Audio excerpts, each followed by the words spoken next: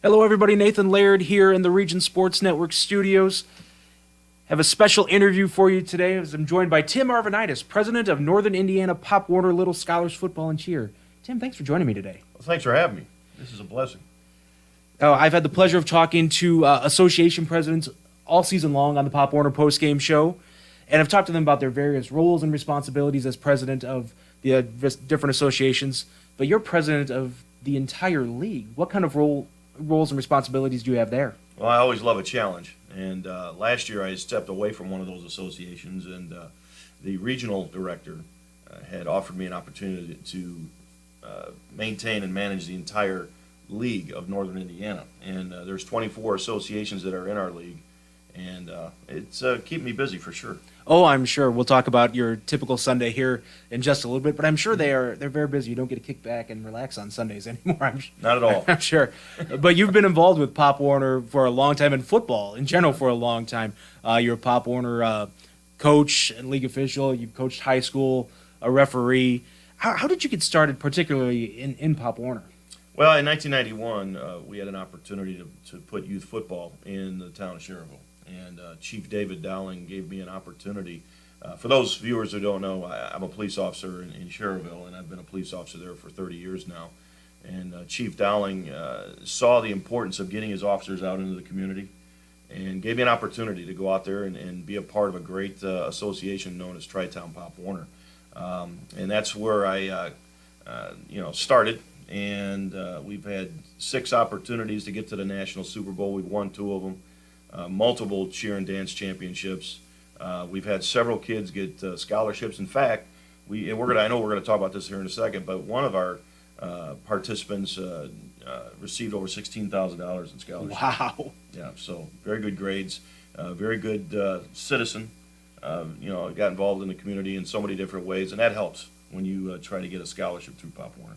Yeah, and that's one of my favorite things that I get to talk about each week is that scholarship aspect of Pop Warner. The name Little Scholars is in there for a reason. Can you tell our audience about some of those scholarship opportunities and programs available through Pop Warner? Well, Pop Warner has very stringent rules in terms of academic eligibility. And we have to show, let's say there's an individual that is borderline. Throughout the season, we got to show that there's progression in their academics. And, we stay on top of that. For them to participate moving forward into the postseason. If they show 51% improvement in their report card, then they're allowed to proceed and continue their Pop Warner season with us. On the flip side of that coin, we have students that are stellar, that are 98 percentile in their class or 100 percentile in their class, and they, like I said, they do so much in their community where they volunteer at their church or they're involved in the Cub Scouts and all those addendums. To their great grades, we include that with a document. We send it off to nationals, and that's when they're considered for being a top scholar.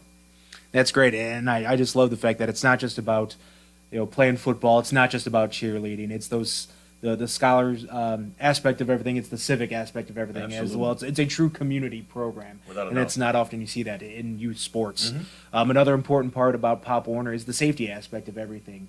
We've talked to association presidents throughout the year that they were a little bit hesitant at first about letting their child play football, and you see all the news reports and everything about the dangers of football, but Pop Warner makes the game as safe as possible. Well, we've heard the national message, and we've responded.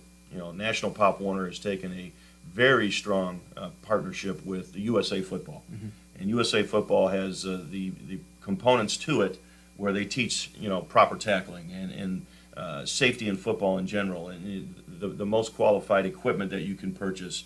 Where to purchase those types of things. We've heard the message and we've responded. And not only have we responded in terms of safety with our tackle concept, we've also partnered with NFL flag football. So let's say you're not quite ready to sign your child up for the tackle component of Pop Warner. Well, we have another avenue, and it's called flag. And that flag program has taken off leaps and bounds. And then eventually kids are like, well, you know what, I may want to try that tackle concept after a couple years of seeing what it's like. Seeing how we operate on the tackle side of things, and they transfer over to tackle, and it's a great way to bring everybody into Pop Warner, whether it's a tackle player or a flag player. We can accommodate both. Yeah, and that flag program, it's got to be good too to get parents out there used to seeing their kids out there playing football for the first time, and that's a huge step. for parents, I'm sure, is once they see them out on the field, they see how much fun their kid is having. They're more likely to progress them into playing the tackle aspect of Pop Warner as well. You, as league president, what role do you take in teaching those safety aspects of the game to both the association presidents and coaches? Well, we have several clinics in the off season that we participate in. USA Coaches also has a testing process where our coaches have to participate in and pass the certification component of that, as well as our Mid-America regional board. They basically have another course that we have to take. So there's several different classes that we have to participate in addition to, I've always said this, knowledge is power. And, I want to make sure our coaches understand exactly what they need to do out there. And once the coaches really believe that they can do this, and they include that into their practice regimen, you're going to see a lot more success coming from our associations from a coaching standpoint, and therefore ultimately making the game safer. Yeah, and that's definitely the most important thing is keeping kids coming out, but most importantly, keeping them safe. Mm-hmm. We talked earlier about how busy you are on Sundays. What is a typical Sunday for you? Do you try to go to multiple sites in a day, or do you spend one day at one site? Well, church comes first. I definitely, my pastor gets all over me if I'm not there, but I want to go to church, so I make that time for that. And but the phone rings from 7 in the morning all the way to 7 at night with all kinds of issues, and I address those issues, from the front office standpoint. I also have my staff, my board members, out to each location, so they too can police some of those issues that come up during a game day situation. And but yeah, I'm very, very active on the phone. I too travel to stop in and check on sites as well. Site management is very important with my staff, and I definitely want to make sure that our associations feel like we care, and we do, and that's why we're out there, beating the streets and so forth. As a board, are you guys able to get to all the different sites? You have 24 of them. Yep. Are you able to get to all the sites during the course of the season? I've got a big board. I've always said this: you find the right people, you delegate the authority, and you don't interfere. And I've got some great volunteers, some great assistants. I got some board members that have been around a while, longer than me, in fact, and I've learned from them. But we're active. We don't sit idle during the season, and we're very active in the off season to make sure that this thing goes well. Who are some of those other board members that help make the league so successful? Well, my vice president is Ron Edwards. He is living in Indianapolis right now. He just moved down there and so forth, but he's been involved in Pop Warner since 1985, and he started out in Valparaiso. Great individual, and he brings a wealth of knowledge to our staff. Anthony Woods, you had an opportunity to interview Anthony from Gary, Indiana. Fantastic. Great individual. He's my vice president of football operations. We have Rhonda Horsley. She is our treasurer, and she basically handles all the finances. And thank God for her, because she's very anal when it comes down to pennies. And that's I love so that. important. Oh yeah. Our cheer and dance director is my wife, Robin Arvanitis. She's a two-time national champion dance coach, and been around as long as I have in Pop Warner, and she loves the challenges and so forth. But she also has a great open door policy where these cheer and dance coordinators throughout the associations can come to her and get bits of advice to bring back to their program. So she's been fantastic, and she's my rock. So I love leaning on her. We have Kim Stewart, and we've got Bob Gillespie as our NFL flag football commissioner. But Kim Stewart is going to slide into the secretarial role. We just had a departure in that position, so I'm going to appoint her for the short term to take on that responsibility, being our board secretary. But she's done a great job. She's very, very supportive of what we're trying to accomplish here, and very, very proud of what she's done throughout the years in Pop Warner. We have Chris and Jane Brooks. Jane Brooks is our social media director. Chris Brooks, her husband, is our event coordinator. So they've been very, very involved at the regional level, so they bring that information down to the local level and really help us out a lot. So we're very blessed to have them on staff. We've got Edmund Griffin. Edmund was one of the individuals that you had interviewed as well from Maryville Pop Warner. He's on staff. And I believe we've got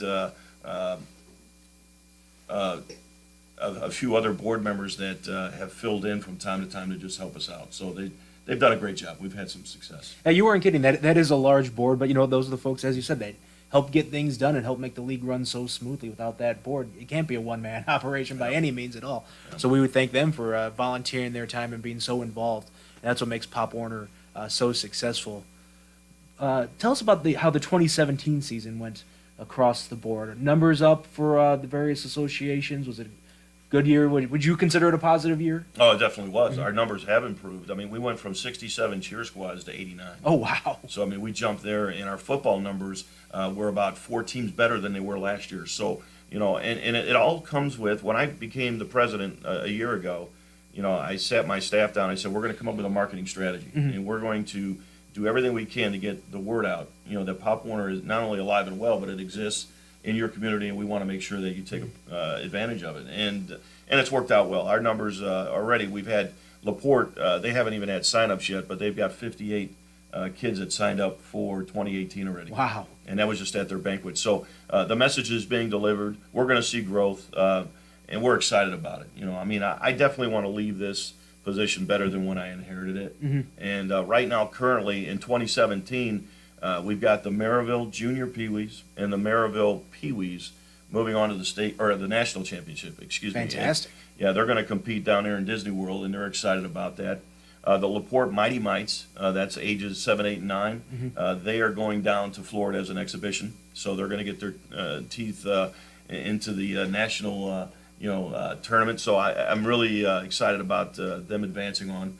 We've got 12 cheer and dance teams going down to Florida to compete for the right to be national champions. So, and they've got a brand new cheer and dance facility built just for this event. So it's going to be exciting down there in Orlando. When are those trips taking place? Next week. We're leaving Wow. Thursday. Yeah. Wow. Yeah. No wasting no time time. for the weary. Yeah. Definitely not. You're going to make that trip as well? Absolutely. Yeah, I do Great. that every year. It's my 17th year down in Florida, and it's been a blast. And congratulations to all those teams that'll be playing down there. That's a wonderful opportunity. That's an experience a cheerleader or a football player is never going to forget for the rest of their lives. That's going to be so much fun. Well, you know what? If you get an opportunity, and I've seen John Elway down there, Warren Sapp, Natron Means. I mean, the NFL is so involved in Pop Warner. It's amazing. When I had an opportunity that Jim Kelly was down there, there's been so many. Anthony Munoz. Some of our younger viewers don't know who he is, but he played back in the '80s. Yeah. One of the best offensive linemen of all time. Yeah, hands down. He was a special guy, but he was as tall as one of the light poles out there. I'm like, holy cow, this guy's amazing. And just great all the way around experience for the kids. One that they'll cherish for a lifetime. No, definitely. You mentioned a couple minutes ago that LaPorte's already, some kids are already signing up. Have you already started planning for the 2018 season? Are you got things in motion for that, or when do you start doing that? We go down to Florida next week, like we just spoke, and I already talked to those board members that are making the trip as well, that we are going to meet, one evening, and we're going to talk about, some of the classifications of where our towns fit. And we're going to talk about some other things that are just as important. But we're going to start thinking about 2018 before it even gets here. So, and I'm looking forward to it. I love developing things. I love creating an atmosphere for success, and I certainly think that we have the opportunity and the layout to do that. Yeah, the success of the leagues and the associations don't just come on sign-up day or first day of practice, first day of games. It starts with those off-season, if you will, meetings that you guys put together. So a lot of work to be done, but I'm sure you guys will put together a successful plan for 2018. Well, we're going to be better than yesterday, not as good as tomorrow. I've always said that to my athletes, and I'll say it, to our viewers here. We're going to try to exceed what we accomplished in 2017, and I won't rest until we do. That's great. If people are interested in finding more about Northern Indiana Pop Warner Little Scholars Football and Cheer, where can they find you at online? They can certainly check us out on Facebook. We have our own Facebook page, and we check that daily. We also have a website. We're also updating that website, but it's nipwls.com. And we definitely want to make sure that you guys check us out. And if you got any questions, reach out to us, and we'll be more than happy to answer those questions. We want to see you involved. And, the marketing strategy never stops. I've always felt that it's important, that when people hear Pop Warner, they understand, oh, that's the organization that we're being a part of next year, and we certainly want other people to share that information and get the word out, because we want to be the best, in football. And you notice, in high school football, you'll notice that the southern part of the state is always a little bit better than the northern part of the state. Well, that's going to change. You know, we definitely want to bring the numbers up in youth football, because ultimately, and what you're about to experience here with the state championship in high school, a lot of these kids, in fact, it's statistical data shows that 80% of the NFL came from Pop Warner. Wow. So a lot of the kids that you're going to see out there on Friday nights, or in this case, Saturday at the Dome, they've got youth football experience. And, I'm excited to watch them develop and develop these relationships moving forward into high school and ultimately into college. And who knows, we may end up knowing one day an NFL prospect that made it. So Yeah, that's one thing I picked up on some of the interviews with the association presidents throughout the year. Some of the more successful high school teams in Northwest Indiana, Valparaiso, they talked about what a large percentage of the starters on the varsity team played Pop Warner. North Newton this year won their first sectional championship in 24 years. He said pretty much everybody on that team had played Pop Warner. Lowell was another example of that. Rensselaer as well. So those successful teams, a lot of those kids played Pop Warner. So for future success on Friday nights, it starts when they're little on Sundays. And that's such a powerful message you just said conveyed. The high school coaches have to buy into the Pop Warner concept. They have to. If they're going to succeed and be successful, and you just hit it right on the head, Lowell has a terrific, Pop Warner program, and where are they right now? They're in the Dome. Yep. Valparaiso had a terrific season. You look at Griffith; they've got a tremendous Pop Warner program, and they scared a lot of people this year with the talent that they have. So I mean, there's just so many positives that come out of Pop Warner that these high school coaches need to embrace and unify with, and make it one happy family. Coming through their school district. Yeah, that's a definitely important thing. Tim, thanks for joining me so much today. Thank you to Northern Indiana Pop Warner for being a sponsor of the Pop Warner postgame show all season long. It was a lot. I had a lot of fun personally this year talking to various presidents. I didn't play Pop Warner as a kid. I was always larger, too big to play Pop Warner. That's the one thing too, that Pop Warner has weighted, and they have unlimited football. So kids like you that may not have had a chance to play Pop Warner in the past, they have an opportunity to do that now. So that's fantastic. We do have weight and age structured youth football, and we also have the other component is unlimited. So you have to be a minimum weight, but you can weigh as much as you want. That's great, because like I said, I was always a little too big to play Pop Warner, so I didn't play football till 7th grade. So I learned a lot about Pop Warner personally this year, and like I said, the scholarship aspect of it was my favorite part, just learning how important that was for it. So we want to thank you for that, for sponsoring the Pop Warner postgame show. Happy belated Thanksgiving to you and your family as well. And I ate too much. Oh, I did too as well. Definitely ate too much. I've been dropping some of those pounds, and I think I gained it all back over the course of the last 3 days. You gain them back faster. Yeah, as you get older, I know. So. After we're done here, I think I got to go hit the bike path, go running for a little bit. So it's a great day to do that. That's right. So thank you again for joining us, and good luck prepping for 2018, and have fun in Orlando. Thank you, Nathan. And then we'll pause that.